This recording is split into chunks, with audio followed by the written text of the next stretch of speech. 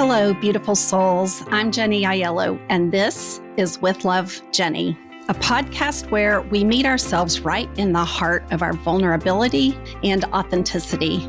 In this sacred space, where it's just you and I dive into real life, rich with wisdom and opportunities for deep healing. I explore what it means to truly connect to ourselves, to each other, and to something much greater than us all. In each podcast, I like to meet life right where it touches us most, in our tenderness, in our truth, in our struggles and our strength. So wherever you are on your journey, or whatever it is that you're carrying, no matter how light or heavy, just know I'm so grateful that you're here with me today. So take a deep breath, settle in, and let's begin today's episode. Hello, everyone, and welcome to another episode of With Love, Jenny. Today, my co-host Kristen and I are diving into a conversation about money. Did you know that you have a money personality? Well, you do. And in today's episode, along with part 2 that's coming soon, we're going to talk about money beliefs, money habits, and 8 money personalities or archetypes that you may or may not have ever heard of. We're going to learn why it's very important that you know what your money personality is so that you can play to the strengths of that personality and not succumb to its challenges, especially when those personality types are non-existent in our consciousness. So they can wreak havoc behind the scenes without you even knowing it. But first, I want to address 2 things. One is a question that we get over in the Blessing Room, which is our Patreon membership. We noticed in those questions a theme that emerged, and that theme basically was you asking, how do I overcome blocks from old patterns and old beliefs that I don't even know I have? Well, that's why we chose to talk about money. So hang tight, because today that topic is going to quickly flesh out some of those foundational beliefs that may or may not be serving you anymore. And we're going to take a good close look at what they are, where they came from, and whether or not you want to keep them going forward. So before we dive into today's episode, I also just want to say thank you. Thank you to everyone who supports this podcast. Thank you to our loyal listeners. We love you. And if you are new here, thank you for being here. It's so important to us to know that you are showing up and investing in yourself and in your growth and allowing us to be with you on your healing journey. This work that we do and that Kristen and I both are just into, that's all we can say, is just we're so into doing this work, but it's because we see how it can be so transformational. So thank you for being here today. And we hope you'll continue to listen every other Wednesday as we explore more and more ways to heal and to transform and to grow. And one more footnote. If you really love this work and our podcast and you want more, there's a couple of ways that you can support us. First, by rating our podcast on your podcast app. It's that simple. And you guys, it just helps so much. You can also share our podcast with friends or family or anyone that you think is out there who might be struggling or who has forgotten about their own magnificence and power and value. Send them this episode. It might give them some hope or a new perspective or really help them. And you can always join our membership community over on Patreon, and we'll have more about that later. But that's where we go to have even deeper conversations and share even more tools that support you on your journey. There's a link in the show notes, so you can always find it. Now, let's get on with our episode about money. First, what exactly is a money personality? When I was in one of my specialized coaching programs, the opportunity to study money habits led me to become a certified money breakthrough coach.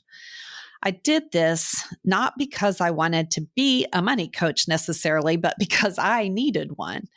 I knew that I had really strong beliefs and pretty good instincts about money, but I could never put my finger on why or how those helped or hurt my money habits. And I would say, for many years, I would say almost for most of my life, I was operating under things that were taught to me about money or modeled to me about money that created a conflict between my beliefs and instincts and my gifts around money and my beliefs and habits that I was taught about money. I was in a non-relationship with money. It was like hands off, don't care, live free.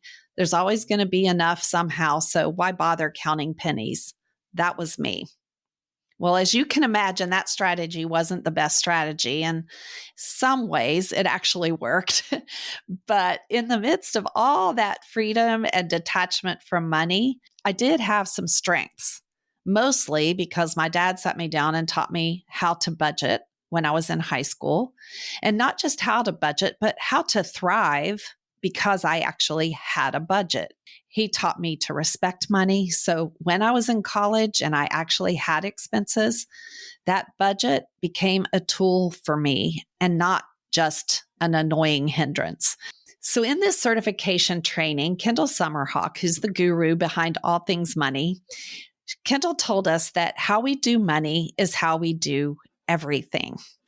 And I thought, well, that's a stretch. I mean, really? But as I got deeper into that training and into my own money beliefs and habits and learned my money personality, well, it turned out she was right. So it is a deep topic, and we're going to uncover and break through some of the blocks you might have by studying your money beliefs, money habits, and money personalities.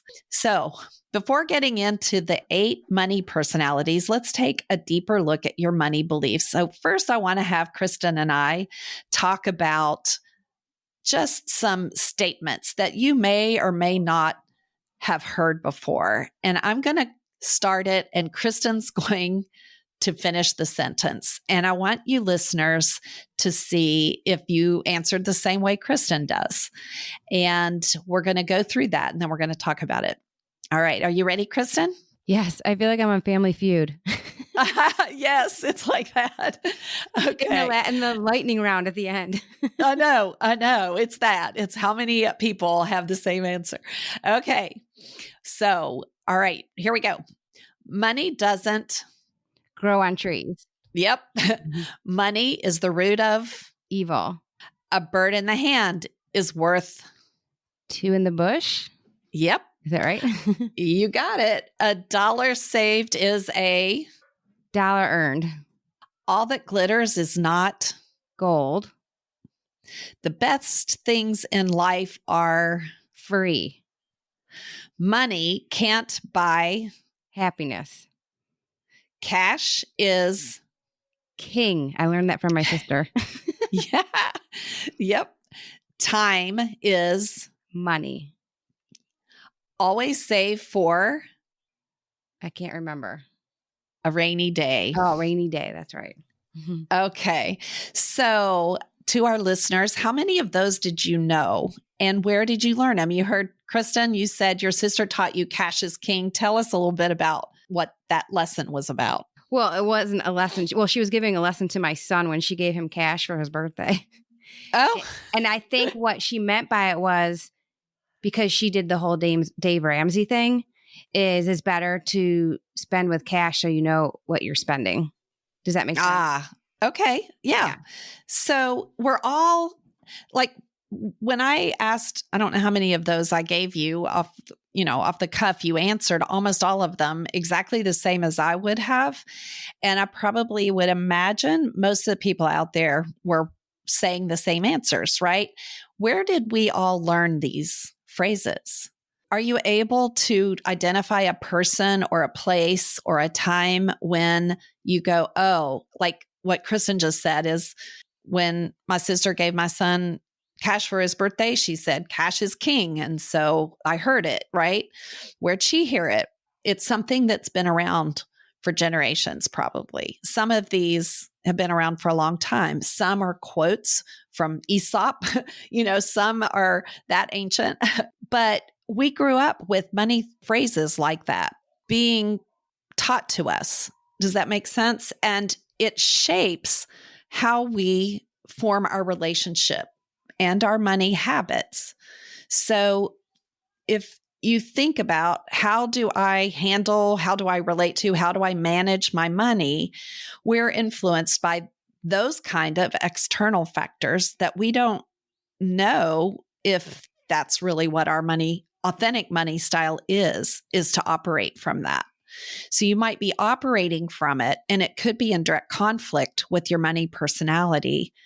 And that tension line creates a money resistance or a money struggle. And so we want to know, okay, what are our money beliefs and how do they play out in our life? But what is my authentic money personality or archetype? And how do I play to the strength of that and not operate from beliefs that aren't even mine to begin with? So I had a thought. I just thought of another one, and I think this is the one that I actually live by. And I also think it's a song, but I work hard for my money. Oh, yeah. That's a big one, Kristen. That's a big one for me. Yeah. And that was a part of a song. Hard to earn my money. Yeah. That is a big one in my family. My husband has that. It's like if he doesn't earn it, it's not his. Right. Which is a money block. It's a money block. If I don't earn it, then I don't have it, which drives a strong, hard-working work ethic, right? And it also blocks, and the reason I call it a money block is that how do you get unexpected income? It's like, well, if I don't earn it, it's like you've got blinders that keep you from noticing, oh, there's an opportunity for unexpected income. And there's a money flow out there. That's what we have an abundant universe. There's a money flow, right? And this is hard because if you're struggling check to check, or you're not making ends meet, or your debt is keeping you awake at night, you want to go into what is happening. What's happening in my flow of money, right?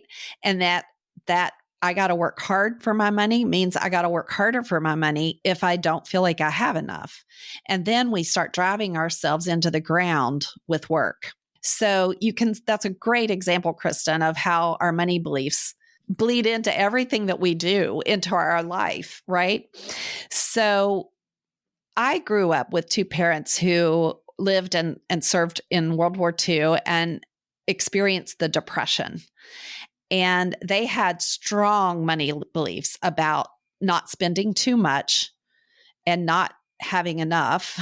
They had firsthand experience with why it's important to save money. And all those values, even though I didn't grow up that way at all, because they were great at providing everything we needed, but that drove them to work hard and to save and to not accrue a lot of debt, which allowed me to grow up living abundant and free. So you can see how I kind of had that hands off, like I just have anything I need. We weren't wealthy. We weren't affluent. I was taught values of appreciating simple things. So I didn't need a lot in my life, but I did have a carefree attitude and I didn't worry about money ever. And it formed my money personality. But the values that they had from coming through the Depression, although I didn't experience it myself, I actually lived it because it was passed down to me from my parents. And you all have heard us talk on, if you've listened to some of our episodes about generational pain or generational shame and how that gets passed down. Well, generational beliefs about money also get passed down, and they might directly conflict with our nature, our natural personality, our authentic personality. And I'll be sharing more about my personal experience with learning about these money personalities, but also what are the blocks and what are my beliefs. And before we can get very far, we have to look at what are our beliefs. Where did they come from? We have to sort of throw it all on the table and sort it out like a big jigsaw puzzle. What pieces fit where? Where did that come from? And is that true today? Is it serving me? And if so, how? Is it limiting me? If so, how? Can it be doing both? Yes, it can.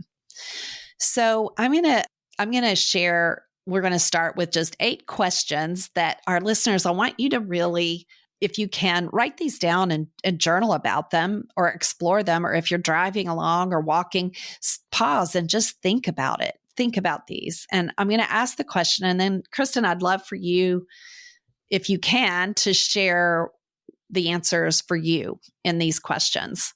Okay. So the first one is, what is your earliest memory of the concept of money and what money was? My earliest memory of the concept of money is I just remember seeing change being put in a bowl at church. Okay.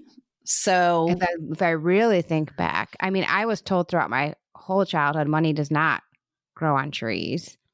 And I think I said this in a previous episode. I experienced 2 different types of ways of dealing with money from having divorced parents. Yes.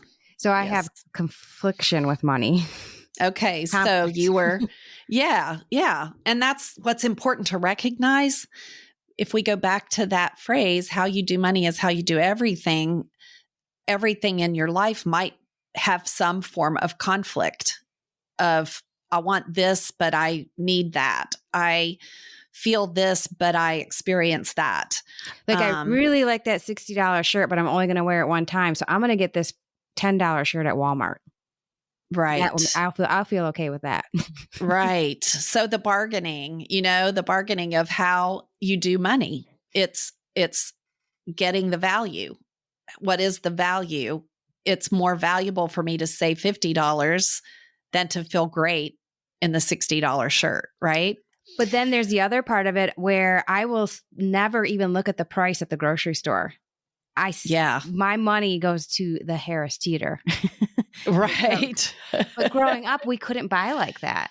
So you're compensating. It's like, oh, we couldn't do that. And this feels good. I want to be able to do this. And I can buy what I would like to buy.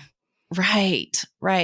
So it's if you were to journal that question, it's probably going to take you down many of those kind of memories to go, oh, I want to buy what I want to buy. I don't want to have that be told no around what we can afford to have for a basic need, which was food. So you're going to start having all these memories percolate up and you're going to want to explore them. Just start exploring them and seeing, oh, that's how it felt. And what did I make up about having enough? What did I make up about respecting our money? What did I make up about abundance? And what did I make up about scarcity? So with each one of these, those are the kind of things that it's going to drive up. So Kristen, when did you actually earn your first dollar?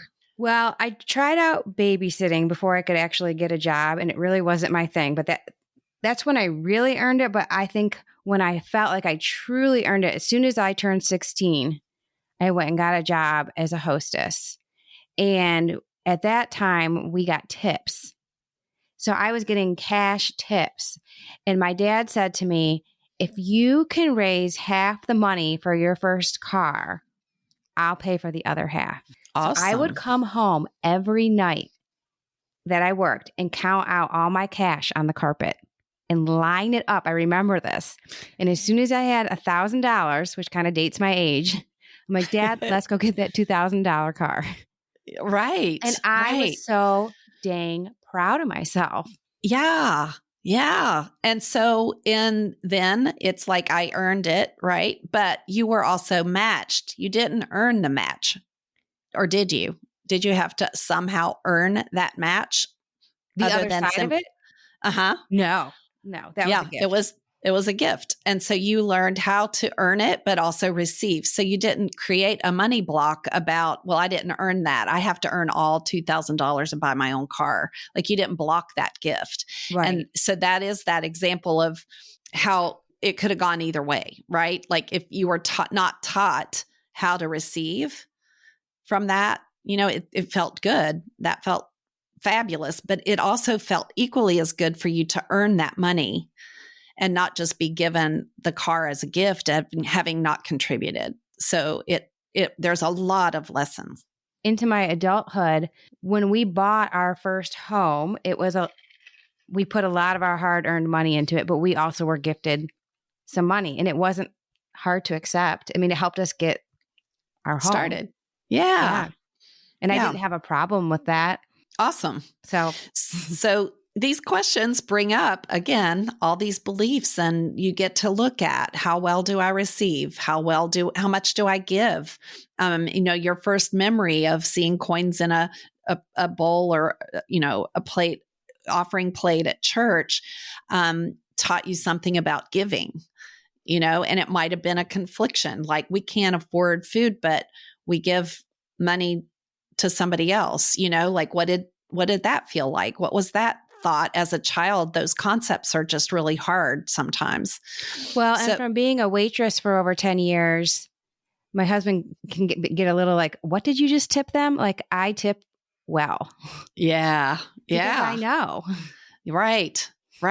Yeah. And you can imagine them going home and putting all their tips on the floor and counting it up and saving for something. Right. And that might not be what they're doing, but it brings that feeling to you, right? Mm-hmm. Okay, third question. Were you given an allowance as a child? I don't know. I know I was given money for my report card. Okay, so that was an earned money, right? Like I earned it with good grades versus I was just every week I got, $10. Because a lot of times there's a lot of debate about this in some of the money communities is how do you teach your children about money and how were you taught as a child? And if you were just given money as a child before you're old enough to have a job, then you do have responsibilities to the family, to the household. So when you pick up your room or you do this or you make a grade, those were your jobs. And it could have been presented as this is your allowance for doing good this week. So money then becomes a reward for good behavior or a punishment for not doing as well as you needed to be doing. Or was it just you're allowed to have this and it's up to you. You get to do with it whatever you want, or you earned this. So I'm going to teach you, here it is. And then I'm going to teach you what to do and how to manage your money. Like, an allowance is an opportunity to learn and develop beliefs if it's intentionally presented that way. Yeah. I don't think I ever got an allowance because what I say to my kids, because they keep asking me for allowance, I'm like, we all live here. No one's getting paid to clean this house. We need to keep it clean together. Like take responsibility for yourself. Right. Without an incentive. Would an allowance be there whether they did it or didn't? Can it be separate from actual earning it? I don't know.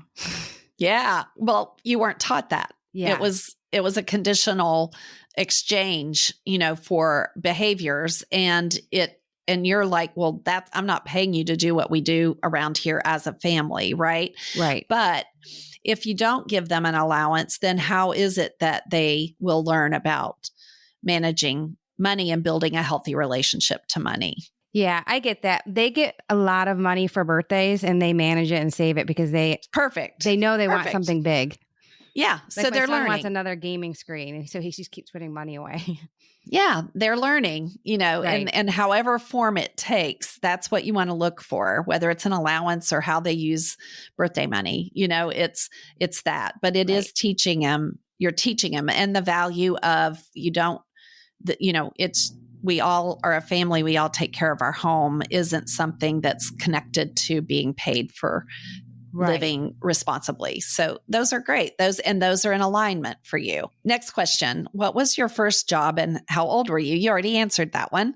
So for me, I heard you were a hostess after the babysitting. I also did a lot of babysitting, but my first true paycheck job of actual taxes out of my paycheck job, I worked at a local bakery making cakes and donuts and selling sweets. And I thought that the whole reason I loved donuts, and they were my just downfall. And at the time, I could afford to eat them.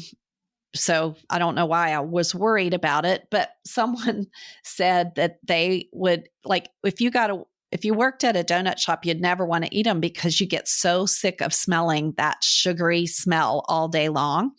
So I thought that was a great way to break my addiction to donuts. And so it didn't work. I still loved donuts, still do today. But that was my first job. And I think I was 16 when I got that one. And then I went on to odd jobs all through college, but also a lot of babysitting jobs. So my mom would tell the story of babysitting where I just loved what I did. And this story's going to thread through our episode here, but I would get checks for keeping this family that I babysat for. I would keep them for the whole weekend while the parents would go out of town, and I loved it. And they would write a check for the whole weekend, and I would just take it home, and my mom would find my checks just like laying around, and I never cashed them. And she'd say it would drive her crazy. Like, you need to get this in the bank. And I'm like, oh, it's okay. I was very unattached to the money. So when I said I was unattached, don't care, carefree, if I get it to the bank, great. If not, I don't care, So I had a very hands-off relationship. I didn't respect the money that I even earned. And I could not understand why, because I was actually taught differently. But I had this personality that was all about, I love these kids. I love this family. And I love just going why should I get paid to do something I love? Right. So wow, talk about a money block. So we're going to talk a little bit about that. When I reveal my personality, you will hear why that made sense to me. And it conflicted with the money beliefs and habits that I was actually taught.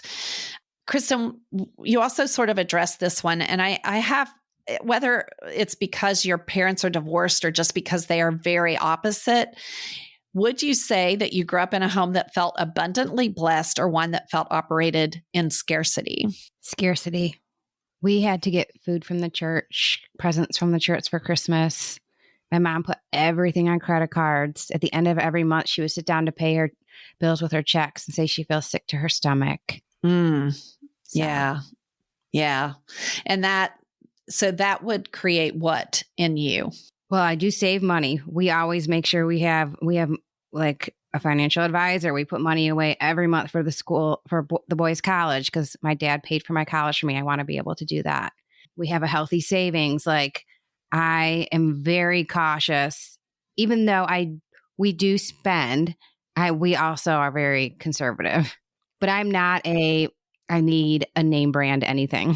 So how would operating in scarcity play out? In this way, it's turned into discipline and savings because you don't want to relive what it feels like to operate in scarcity. Is that right? Yeah. I mean, I think when I really think about it, like, I do the absolute best at my job, so I would never get let go. My mom was let go from her job quite a few times. I'm very cautious about how I present myself at work because I feel like the money that I earn, like, it also shows my character, the work that I do. I don't know, like, in terms of scarcity, like, I can't spend over $20 on a shirt. I feel sick to my stomach. And so there's your mom. There's, feel sick to my stomach. Yeah, You've said that and now even like twice. the boys are getting older and they want the name brand Nike, Under Armour. And I'm like, oh my God, that shirt is $25. He's going to grow out of it in 6 months. Like, we got along with the Walmart sports clothes for a while, but now they're over that. And now I got to think about, so you know what I say? I'm like, okay, you want these expensive clothes, ask for them for your birthday or Christmas. Wow. Okay. So that's where your scarcity might be blocking the abundance that allows you to live a little bit more free. And it doesn't mean that you have to go spend too much or buy extravagant things or name brand things, even. It's more the energy, because that's everybody's choice. But it's the energy that's driving that you want to dissect. You want to kind of bring that up and say, is the energy coming from scarcity, or is it coming from teaching responsible budgeting? But it's rooted in that sick to my stomach feeling, which is a scarcity energy. And it's not in alignment to an abundant universe. And it puts you in conflict. Well, I'm in conflict now. We talked about this a little bit before we started the podcast, but I just got a very healthy sized gift card, more than someone would even know what to do with, because of I did a great job in my day job. And I'm like, okay, what do I do with this money? I don't have any large things I want to spend. How do I use it? Do I just use it as my Amazon bank and just like, okay, stuff I would normally buy? Or do I allow myself to buy the gold bracelet that I really want? How do I spend this money? I don't want to feel sick to my stomach and feel like I did it injustice. Right. So there you go. Right. It's, again, who you are in your empowered money state, in your empowered money personality or archetype will align with how to manage that. And if you're not in alignment, you're going to be in conflict. So we'll when we discover yours, we'll see what we're talking about. So another question, and you've heard us already discuss this, so I'm going to give it to our listeners, but what were you actually taught about money? The actual money, what it means, how you run it. What were you taught about it? How to budget it, if anything? Which segues to question number 7. Do you know how to create and effectively use a budget? I know everybody kind of in their head knows how to do this. And for a long time, I would say, yeah, I have a budget. It's in my head. That's not a budget. I mean, some might be able to, but it's just a concept if it's in your head. But there's an actual tool of seeing your money. Where is everything going? And you are like directing it. Every time you get a paycheck, you direct where it goes. And I direct it to my mortgage and my car payment, and I direct it to my savings account if I have one. I direct it over here to my credit cards for the month. I direct it over here to groceries for this week. I direct it over here to something else. And then, that's it. I'm out of money. And where is the money that you set aside for a vacation? Where is the money that, how are you managing what you're saving? If you're not, do you just put things when you need it on a card and create debt? Or do you put it in an account that you're the bank and you get to borrow from yourself when you have an emergency? It's all part of how you manage and create and effectively use a budget. So that's going to be a big thing for people to think about, because in my money coaching, I find it shocking how many people just don't direct and manage their money. And then our last question, what do you believe about your own worth and value? What are your beliefs about your own worth and value? Kristen, you alluded to one, is that my value is based on my work ethic. My value is based on, can I pay off my credit cards every month? Which I do. I zero them out every month. Right. I can't not do that. Yeah. And that's like serving you, right? Because it's good. You want to not be giving away money. But if something happened and you had to pay it in 2 months, well, 1, you're not going to ever let that happen. But 2, if something crazy happened, could you be okay? It has happened before, and I feel a little sick to my stomach about it. I don't want it floating out there like that. Yeah. And I remember too, I haven't had to borrow money in a very long time. It hasn't been since my 20s, like even from my dad. But I'm like, I'm paying you back. And I would pay back. I don't ever want to take a huge chunk of money. Well, I take that back because I talked about getting gifted money to the house and the car. But if people, like 1 year, I owed money for my taxes in my 20s, very unexpected. And it was a couple $1,000s. I'm like, Dad, I really need help. So he did it. And then I paid him back slowly and he let me do it, no interest, which was, Right. So good. And that's another asset that we have to look at is, do we have resource that we can go to, whether it's our own savings or a family member or something that would say, hey, and a lot of people out there are like on their own and don't have that resource, right, and don't know what they're doing with their money or don't know how to hold a budget together, and they live check to check. Yeah. And it's a very disempowering, weighted feeling to live that way. So hopefully some of our discussion here is going to give you some empowerment, but it starts with, what are my money beliefs? How am I aligned to those beliefs? And are those beliefs, in alignment to what I want in life? I would coach you, Kristen, away from anything that, well, actually, I'd coach you into it, to those feelings of feeling sick to your stomach, because that's where you're processing fear around money.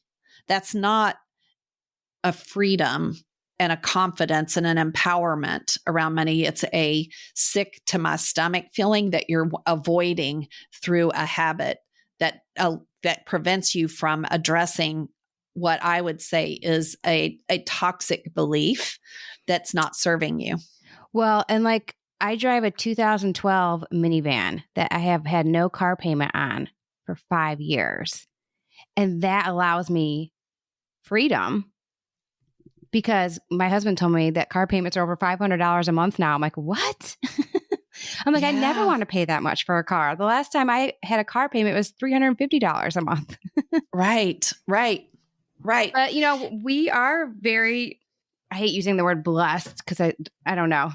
Blessed in some ways, like my husband's work pays for his car payment. Mm-hmm. My husband's work pays for his phone. My work pays for my phone. Like, so we can spend money in other areas.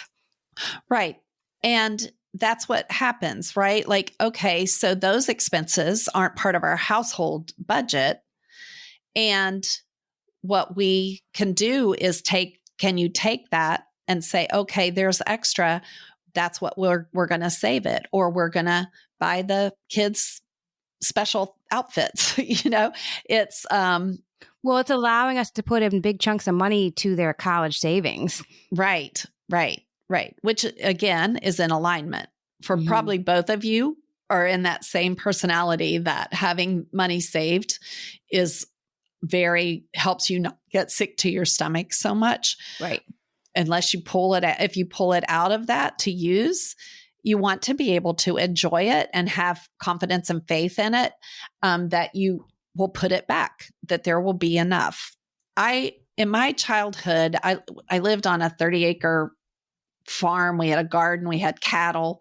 My best friend lived next in the field, across the field from us, and they had horses. And my entertainment was all free. I was so happy wandering around and walking down amongst the, cows. And then there was this one section that had blueberries in the summer, and I would lay there and daydream and eat blueberries. And I just felt like I had everything and I didn't need anything, because I was so fulfilled by what I had.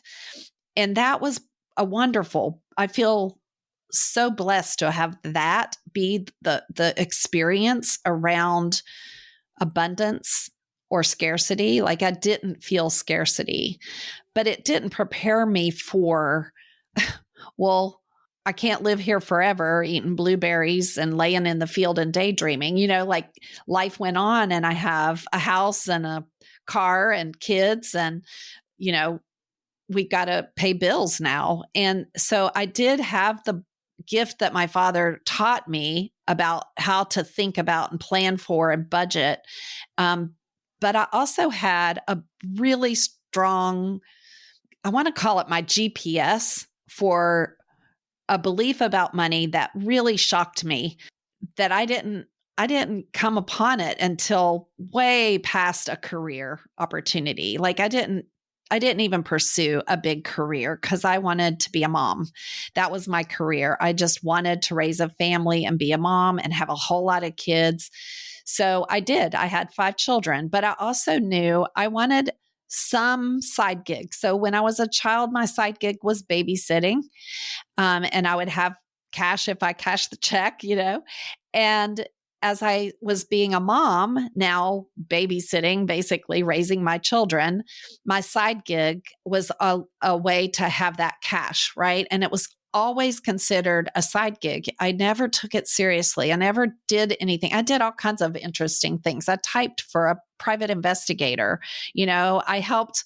That was interesting. And I helped my husband in his practice, run his practice, and did the budget for that practice, right? To keep us afloat. But I didn't handle our personal finance. I didn't ask about our personal finance. I didn't want anything to do with it. I just wanted to raise my children in the same abundant mindset that I grew up in. But I married someone who didn't have that. He didn't have those same skills. And I didn't feel I had the right, nor would it have been respectful to say, I want to sit down and see what our money looks like. I want to know where we stand. I felt like that was almost a dishonor to my husband. It was saying, I don't trust you if I were to want to be involved in that. So I was actually very innocently trusting in a naive way and being disempowered at the same time. And that was eye-opening because I wanted to have a partnership and I wanted to have the freedom to earn whatever unlimited resource and take my abundant mindset out into the world. And I didn't get that breakthrough till I signed up to become a money coach and learn all these tools. So I sat down with my husband. We took a good hard look and he's like, I've been waiting decades for you to sit down with me because my dad didn't teach me anything about budgeting. And I always saw that he worked hard and there was always enough. And that's all I know about money habits. So he worked hard and we did always have enough. But I have to say it was challenging to raise 5 children and provide education for them if they wanted to have education, and provide for all their needs. And like you said, it's like their little Tykes toys were one thing, but when they got to be older, the toys got more and more expensive. The activities got more and more expensive and everything got more and more expensive, and we were a one income family. So we didn't have a plan.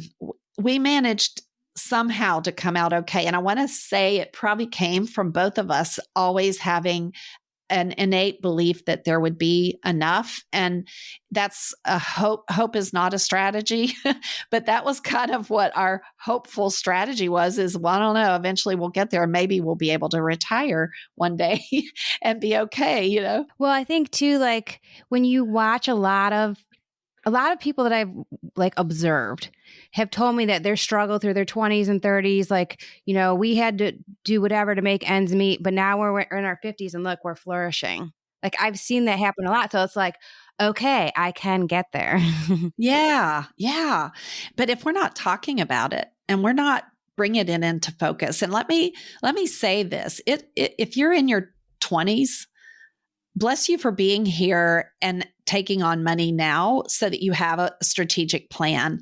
If you could take, and right now it's, for some people, this feels like, if I had an extra $100, my life would be great. But if you put $100 a month and you just put it away into a little investment money market account, something, by the time you retire, that habit is huge. I won't remember and quote the numbers, but you can go do some homework on that.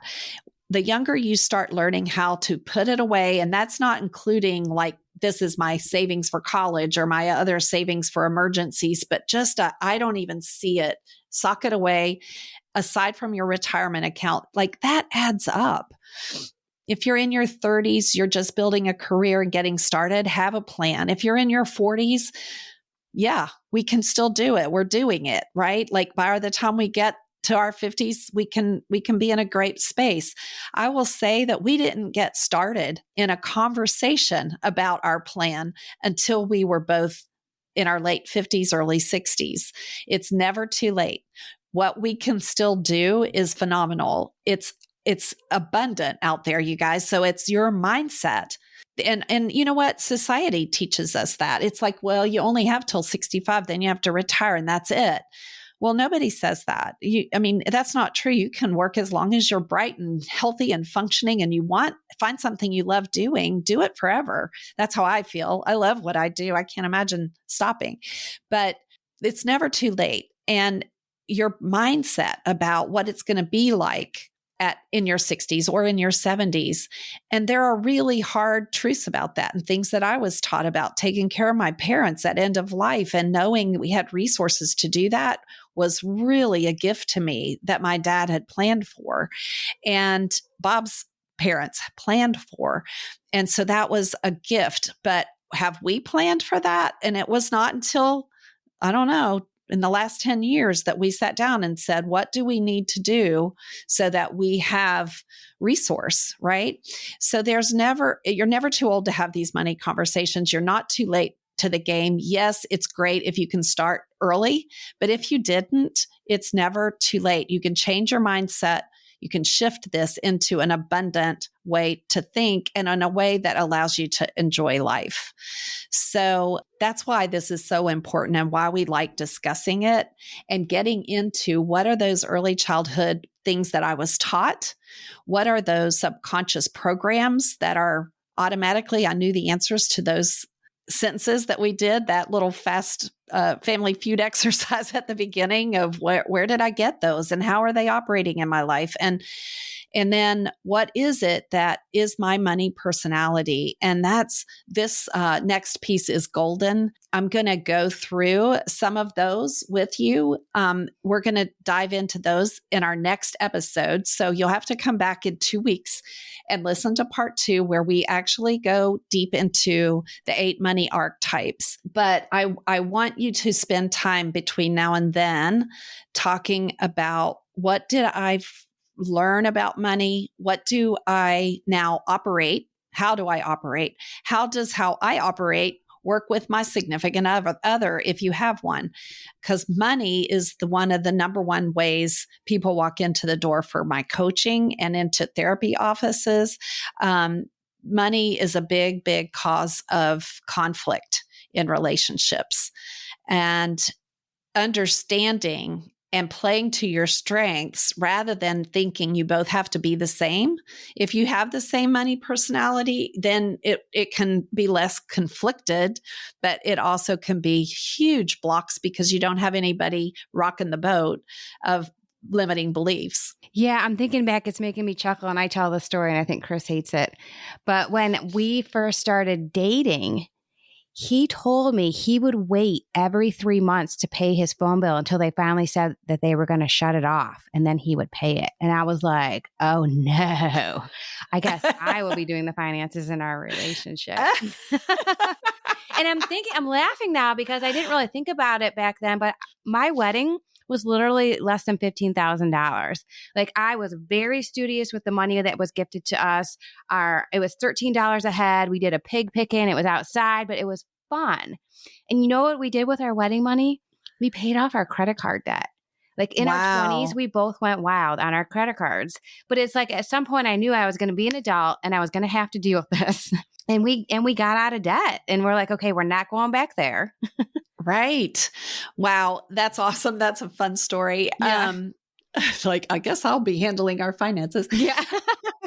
Because I moved out when I was 19. So I was very used to a budget. Yeah. Even if that budget included credit card debt, Correct. which I want to go into, right? Like, what do you do? And this is a big question around money is, and this goes to when I look at a budget, do I put money toward debt or do I put it toward savings when I have debt? And that's a big, there's a lot of different philosophies around how to approach that. And I look at it as get yourself consolidated and on a plan, but don't deprive yourself of living and enjoying life and your money not abundantly past your means. You don't want to live beyond your means, but you do still need that in the secret energy of money, which is part of this money coaching. We were taught about energy. And if I say, what is the energy associated with debt? Where do you feel that? Like, it feels heavy to me when I say, what's the energy of carrying large credit card debt? Kristen, your mom got sick to her stomach when she had to look at it. You get sick to your stomach to think about it. It's carrying debt doesn't feel good. It's not a high frequency energy. Abundance is a high frequency energy. So you are now scarcity aligned just by carrying that debt. It's creating an energy for you to deal with that throws you into scarcity. So I also learned too, though, that you can spend less money and still find things that you love. Like my wedding dress was $400 and I had a $100 coupon, but I loved the dress. It wasn't like I sacrificed for it. Right. I learned that you can still live within your means and be okay with your choices. Yeah. Yeah. There's always options. I think we live in such a high speed, fast paced world of conveniences when, everything, even now you can order your meals to be delivered for the week, in one of the meal services so that you don't have to go shop for the best price on, meats or vegetables and use your coupons. And it's like we are surrounded with convenient ways to spend our money and save time. So when we're spending money but saving time, or do we save time by spending money? You can look at it, it's both doing the same thing. How do we save money if we don't have time? Because it takes time to sometimes look for those things. True. All of that is a long way of saying that you want to feel the energy of what you're doing. And if you don't feel the energy of, hey, I've saved some extra money. I've been saving up to be able to take a beach trip this weekend. The energy of that. I'm not going into debt. I've saved it. I've earmarked it. Can you go and enjoy that if over here sits a credit card that you haven't paid off? But you have a plan for paying it off and you're in the process of paying it off. Some people, and my guess is for you, Kristen, it would be hard to enjoy some of that extra if you haven't cleared the debt, because debt to you is a bad thing. Yes. And it is a low energy.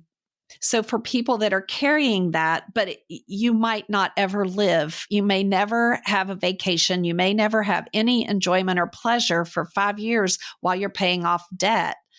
That is just immersed in the scarcity of it, the reality of it. So you want to find a balance. That's what the alignment is. Can I be paying that off and take a little bit over here to be able to enjoy doing some things that allow me to live my life without being a ball and chain to some of the spending I did when I didn't know better and collected I remember when I was in my 20s, I did not know how to get out of that credit card debt. I'd be putting $500 down on a card, but not getting anywhere because I'd be putting more on it.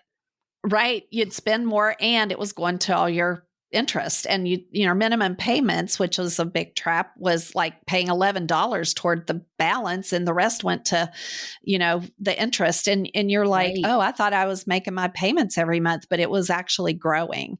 So you really have to take charge. You have to look at your money. You have to be willing to sit down and look at your money and start building a relationship with your money.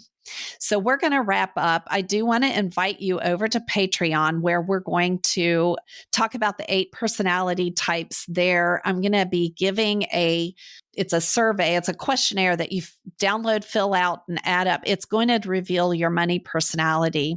You don't have to go there to get the personality types that I'm going to be talking about, because we're going to dive into them on our next episode and go into them pretty much in but if you come to our next episode having already discovered what your money archetype is, your money personality is, then you'll get a lot out of the episode. So we're going to continue this discussion over in the blessing room and have some more information about your money personality. But I hope today you're entertaining those childhood beliefs, those inherited beliefs, the discovery of where am I in conflict?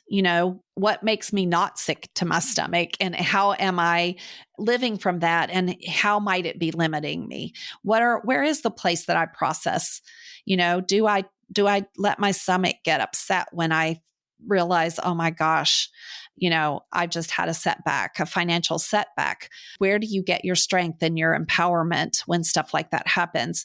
So really dive into some of these conversations, and then join us in the blessing room. Get your questionnaire, learn your money personality. It will give you your, for sure, money personality.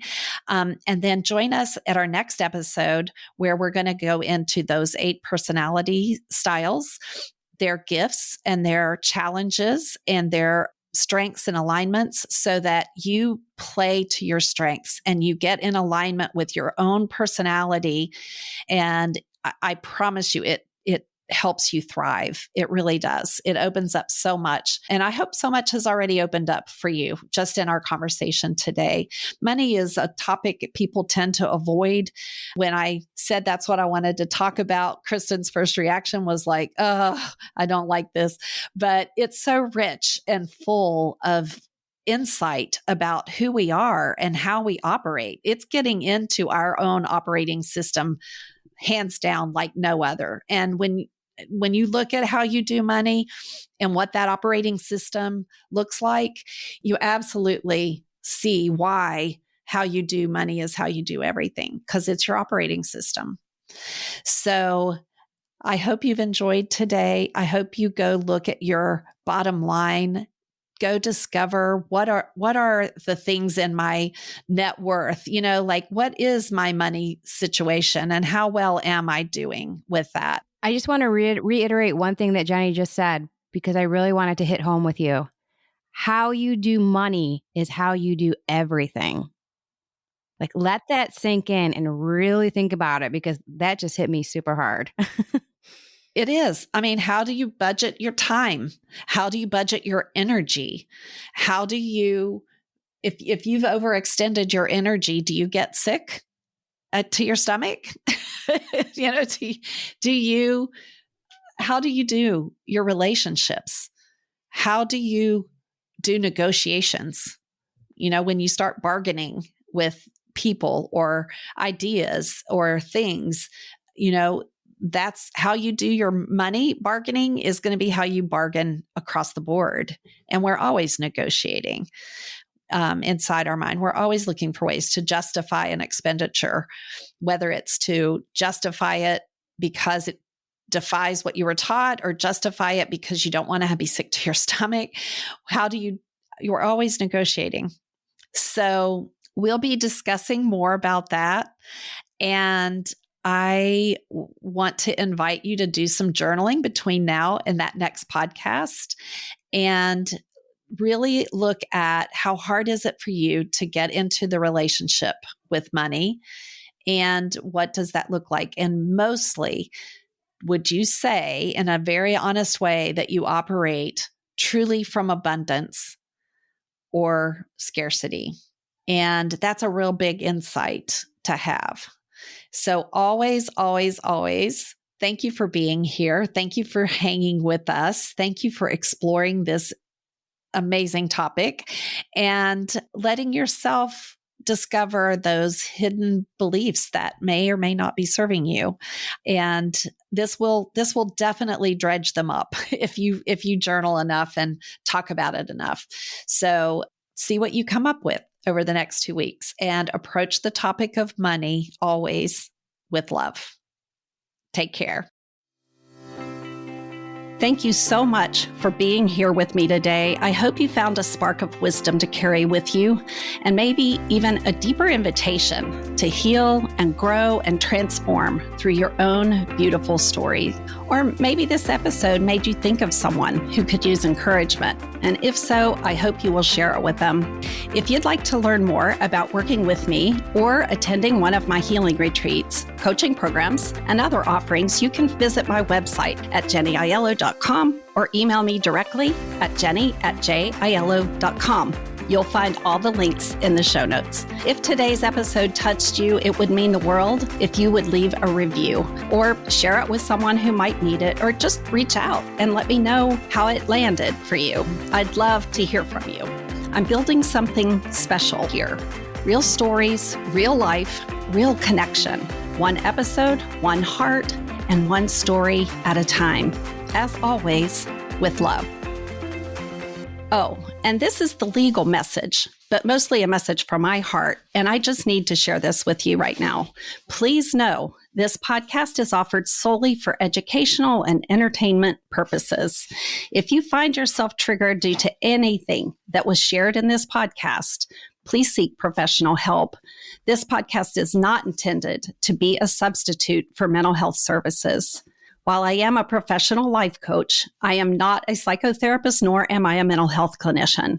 So if you are struggling emotionally, please seek help, because you matter, you are important, and most of all, you are worthy of doing this work, the work that leads you to a better and healthier place. Okay?